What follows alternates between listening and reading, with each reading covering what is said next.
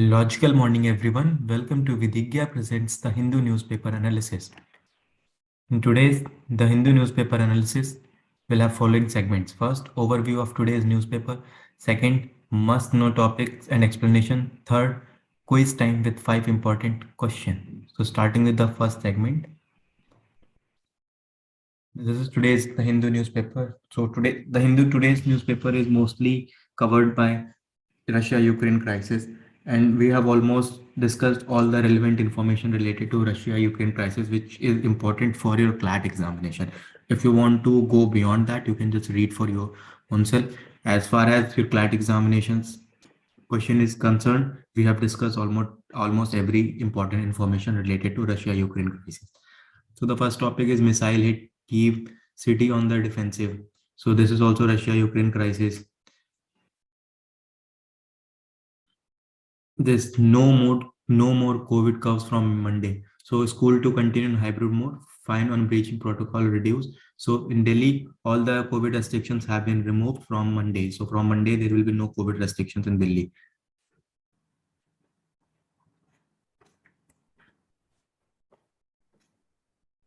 So hijab rule, High Court reserves verdict on plea. So High Court has reserved the matter. It will announce its decision soon. And then we will see whatever the decision will be there. We will discuss that.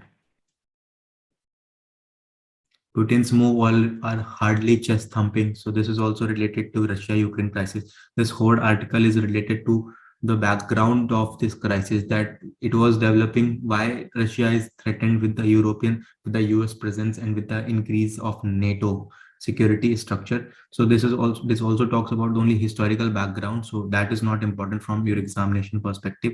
Whatever was important related to Russia-Ukraine, we have discussed. We have discussed Nord Stream pipeline, we have discussed NATO, we have discussed Donbas region, we have discussed Luhansk and Donetsk separatist group backed by Russia in Donbas region. And then we have also discussed like what other implications could be there for Russia. And we have also discussed the sanctions that Western countries are imposing on Russia post Ukraine's invasion by Russia.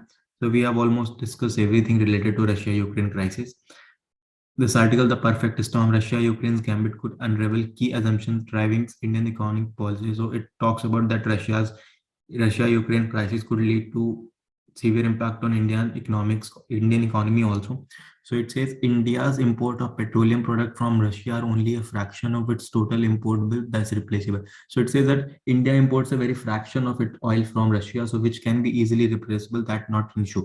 But getting alternative sources for fertilizer and sunflower oil may not be easy. However, the challenges lies in the fertilizer and sunflower oil. That will be difficult for India. Exports to Russia account for less than 1% of India's total export. India's export to Russia is also very minimal, so that is not a problem. Freight rates hike could make overall export less competitive too, but it is the indirect impact on trade account that is more worrying. So because of this crisis, the crude oil prices will rise, and this will increase the freight price, and this will lead to increased cost of the product, and this will make the product uncompetitive. So there is nothing much. So it only talks about that it could impact certain sectors of India when it comes to its relations with Russia and trade with Russia because of the sanctions imposed by USA and other Western countries. This is inflection point for West-led global order. This is also talking about Russia-Ukraine crisis. What are the measures that European countries are taking and Western countries are taking, and how their stands are, like what are the challenges that they are facing, because the European country are also dependent on Russia for almost 40% of their gas supply, and almost 30% of their oil supply. So this is what is challenging for European countries also. This article talks about that. There's nothing new in this article also.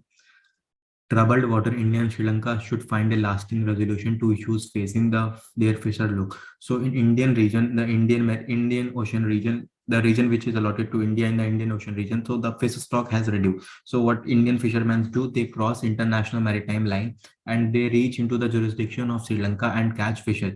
So then they are caught by their navy, Sri Lankan navy, and this is a continuous problem for past decade. So we need a solution on this, that how this can be resolved, what can we, because Sri Lankan government is threatened because that it will reduce Sri Lanka's biodiversity, and it will also threaten the Sri Lanka's fishermen, because if Indian trawlers come and take all the fishes, so this is the problem. So it talks about there is a joint working group. That joint working group needs to meet regularly in order to resolve conflict. So that is there in this topic. Then clouds over Silver Line. So Silver Line is a high semi-speed rail project that is planned in Sri Lanka, that is planned in Kerala. However, there are a group of people. There is a opposition group which is opposing this proposed silver line because of mainly environmental concern. So that you don't, so this article talks about the budget, how much money will be involved, how much traffic, like how much traffic is there, and various issues which are not relevant from not relevant from exam point of view. So it says what is important. It revolved around the controversial Silver Line project that proposed 529.45 kilometers semi-high speed rail corridor connecting. So that you have to remember, connecting Thiruvananthapuram in the south with Kasargod in the north at an operating speed touching 200 kilometer per square, 200 kilometer per hour. Sorry. So Wautry sees it as a revolutionary move to upgrade travel, while detractors decree it as a vanity scheme, citing budget, technical, and environmental concern. So you have to remember it is connecting Thiruvananthapuram in south with Kasargod in north at an operating speed of 200 kilometer per hour. So it talks about that how much land will be taken, how much land will be required, how much compensation will be given, speed, and how it will be built. All this is there, so that is not important. So we have discussed that it will connect from Kasargod to Thiruvananthapuram. And then environmental concerns, the concerns that there are, because it will pass through the dense forest and many other areas, so it will cause loss of biodiversity in the Kerala region, and Kerala region is already a hotspot, biodiversity hotspot, and it is also seen that because of the development, the biodiversity is threatened, and this project will threaten the biodiversity more. So there is a environmental concerns also, and the environmental activists are opposing this project. So that's all in this topic. For more detail, you can just read the paper, because there's nothing that can be asked from this article in your exam. So it is also related to Ukraine. This is Ukraine. The Pakistan National Bank fined 55 million by USA. So not important. Then this is election. This is election. This is related to election. Assess risk and reopen center. So many state governments are assessing the situation in order to reopen and reducing the COVID curves.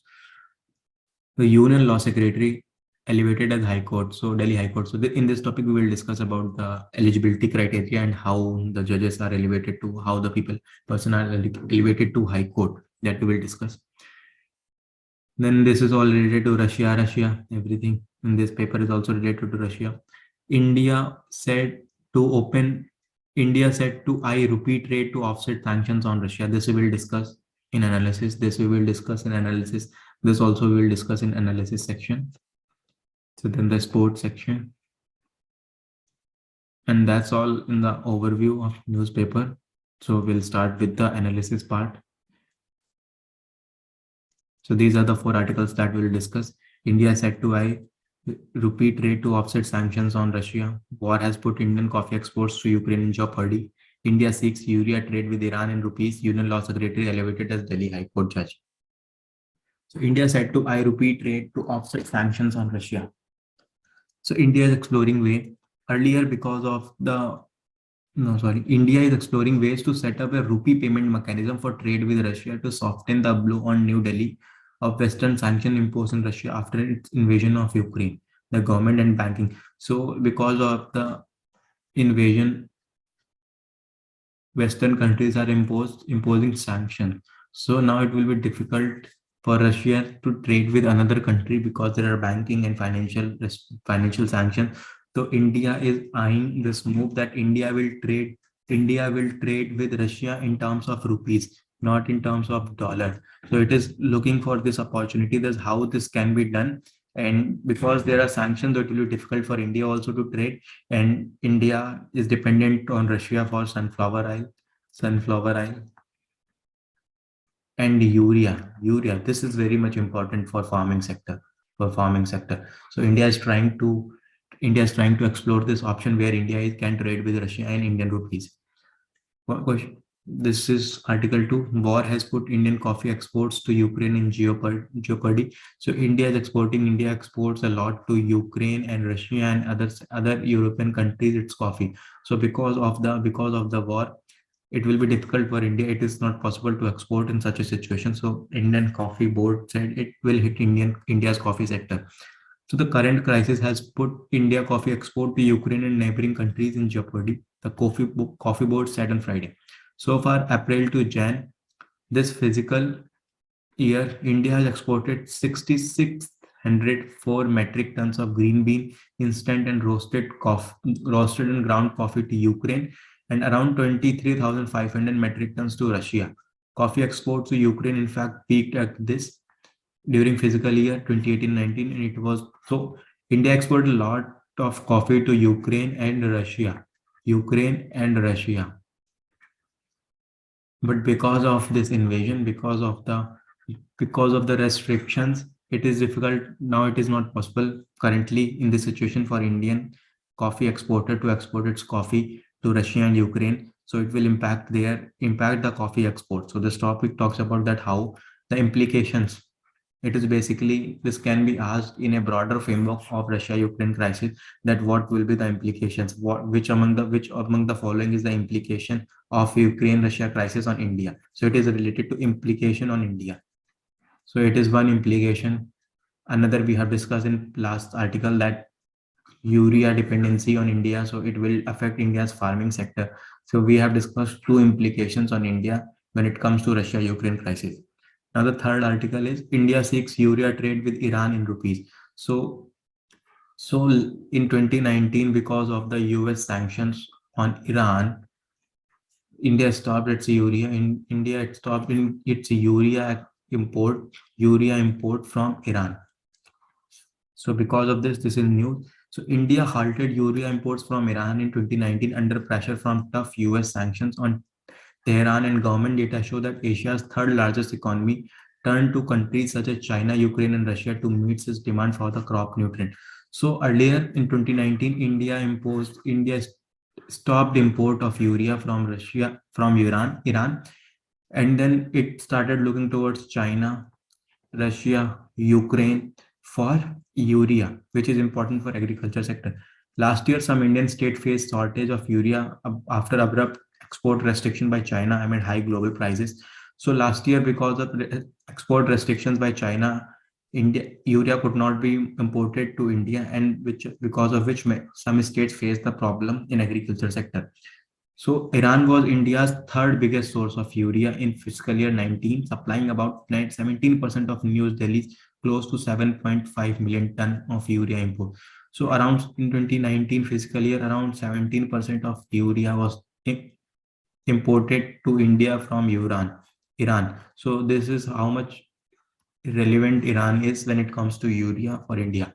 So now, because of the sanctions and all, India is now looking at expediting a deal with Iran after indications that negotiation between Iran and US could culminate into a new pact to lift sanctions.